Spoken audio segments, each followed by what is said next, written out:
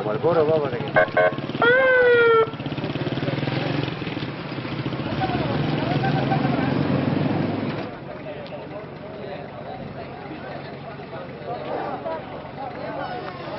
احساس خوشحالی دارم، خیلی خوشحالم که اصلا نمیتونم احساس پر بیان کنم. فکر کنم یک بار غم از رو دوش شونام بردیشه شده و دوست دارم که تا درس عبرتی باشه، این خود از یک گشتاری باشه برای مردم دیگه، آدم رو باید به یک چی باشه درس عبرتی برای دیگه طفلای افغانستان دیگه اختطاف نشم و هیچ مادری که من به داغ فرزند خوشیتم نشینم. خیلی خوشحالم، خیلی به خصوص از مردم تشکر میکنم. همکاری مردم بودی، خواست مردم بود که کنار ما بوده، ما موفق شیم و دیگه نمام که مردم افغانستان همیشه ظلم ببینم ولی مظلوم بشینم، مثل ما استادگی کنم ان شاء الله ما به کنار نیم، چون تمام اولاد افغانستان گفتم اولاد خود منم مثل سینا. تشکری میکنم از جناب آقای کرده رئیس جمهور با این عملی که امروز صورت گرفت.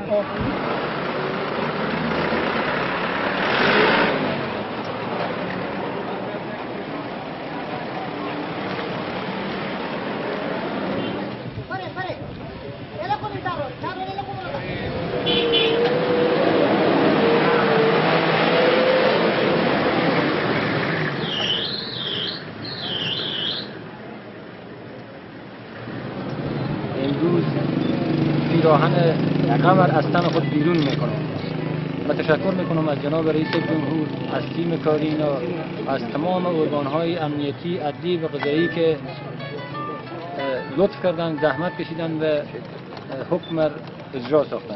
تشکر میکنم از همگی.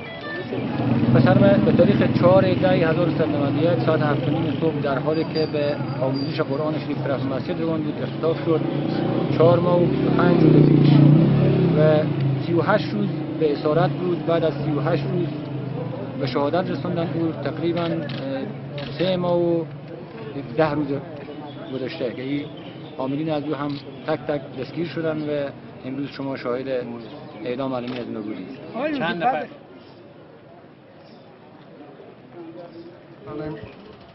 چې نن هغه څه چې د هرات خلکو غوښتل او د هرات پولیسو غوښتل چې خوشبختانه نن هغه عملي شو. هغه 2 کسان چې د اختطاف جرم باندې نیول شوي وو او زمونږ څارنوالي او قاضي صاحبانو وکولی شو چې د هغې د جرم په اساس هغې ته چې کومه جزا دوی پیشنهاد کړې وه هغه جزا شکر د خدای ده چې نن پرې تطبیق شوه. څو ورځې مخکې چې جناب محترم رئیس جمهور څنګه چې حکم کړی و هغه حکم نن په هرات کې تطبیق شو. انشاءالله د دغه د حکم د تطبیق په اساس به د جرایمو مخه کچه په وزیر غرب کې او په نورو ولایتو کې هم ټیټه شي.